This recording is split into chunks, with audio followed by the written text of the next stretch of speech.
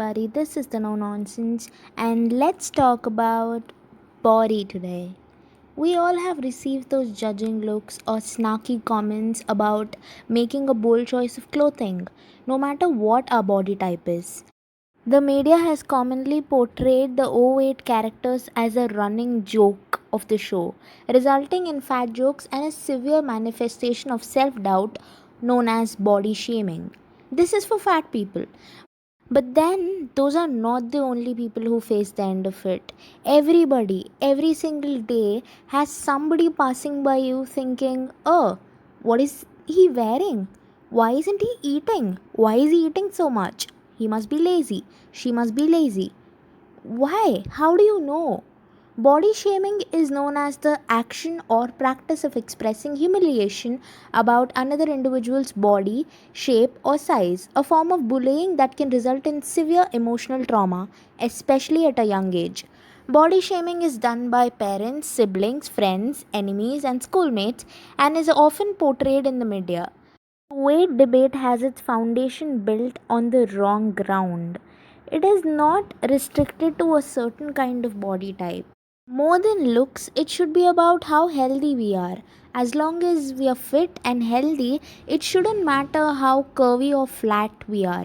But human health is implausibly complex, and there is so much more to our well being than a caloric balance or a measuring tape. But then also, we live in a society which refuses to wrap its arms around this fact. Today, individuals are more accepting of being different from others. However, with the pressure from social media, young individuals are more prone to want to look a certain way. Negative comments and provoking images can drive young girls to engage in unhealthy behaviors in order to change their body type to conform to the norms of the society. This may lead to cutting, self injury, binging, and purging behaviors, or even full fledged eating disorders.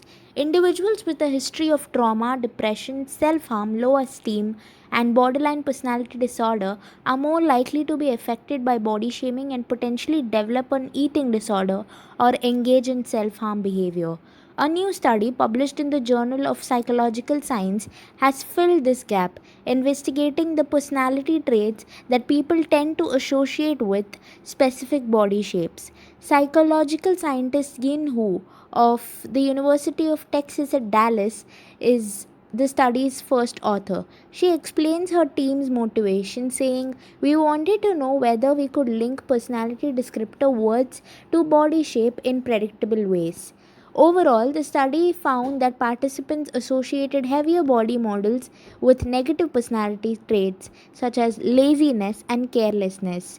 In contrast, they tended to associate lighter bodies with more positive traits such as self confidence and enthusiasm.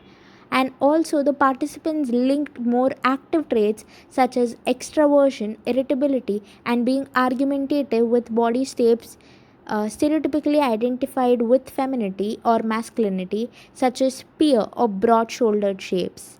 Why? Aren't people allowed to be different from each other anymore? Aren't people with a certain body type supposed to behave a certain way? I don't know of that.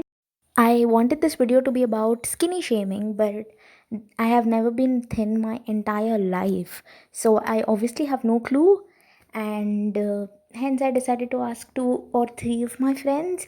And out of the three, one person was like, no, there is absolutely nothing called skinny shaming in their life. And one was like, she felt it from her relatives, and that when they said things, it hurts more because parents tend to take relatives more seriously, and those people don't realize that it might not always be about eating, it might also be towards genetics. And my third friend said that it was very very bad when friends make jokes about it constantly. It's not like a one time pun. Oh, the air is blowing, you can fly away. That's funny, but also very overused, so please don't do that. Guys lighter होगा क्या किसी पास lighter? यार lighter तो नहीं है यार, माचिस की तीली चलेगी?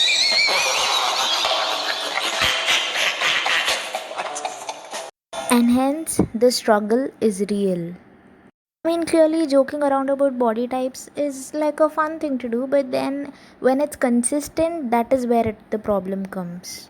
So, here are some popular examples of body shaming that you might have come across. He love this fat ass.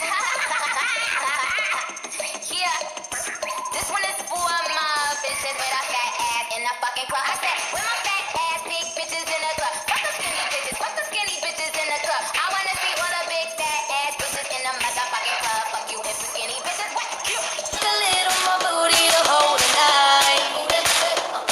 And no, it won't be no stick figure silicone Barbie doll. So if that's what you're into, then go ahead and move along. Because you know I'm all about that bass, no trouble. I'm all about that bass, no trouble. I'm all about that bass, no. So you just heard Nicki Minaj singing with passion, fuck the skinny bitches, and Megan Trainor against fat shaming by promoting skinny shaming. Love how that equation works. Accepting people of larger size is a necessary cultural recognition of the irrevocable harm of such narrow minded media can inflict on body image and self esteem. However, many artists criticize one body type, skinniness, to display their size acceptance, which presents a problem. This, however, is not the case scenario for India, where thin is still the hip. However, celebrities are seen as bad examples for being slim because they're setting unrealistic beauty standards. While it is not something which is entirely untrue, but just by being slim, they do not promote the idea that thin is good.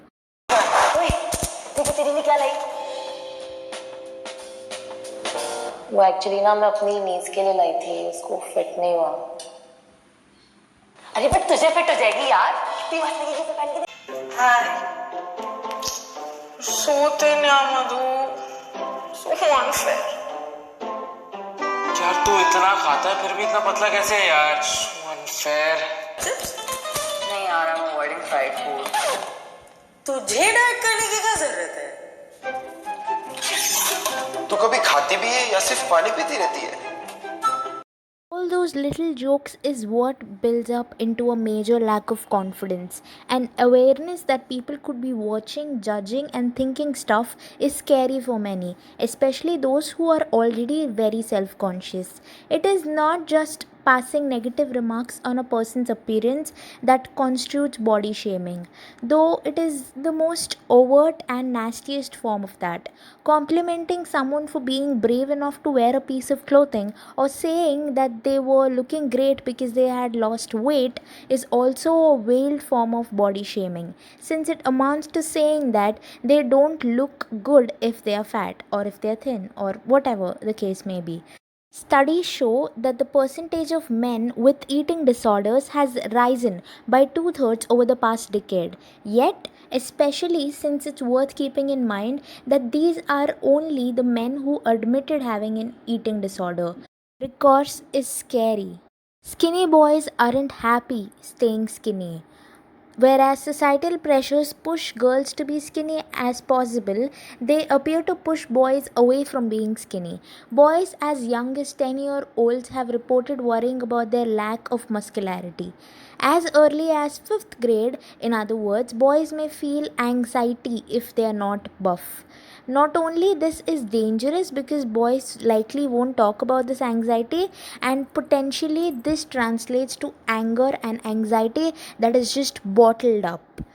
Body shaming of any type saps your confidence and makes you question your self worth. This can be mentally taxing in the long run because body shaming can cause depression and social anxiety. Whatever may be your perceived issues with your body type, too fat, too thin, too short, too dark, too tall, try and tune out the negatives and focus on your strengths. If you still feel constant fear and concern about the trolling that is going on and it is stealing your mojo, immediately and instantly seek help. Thank you so much. This is a no nonsense signing off. Please don't shame, please don't judge. If you want to make jokes, that's fine, but judging is different.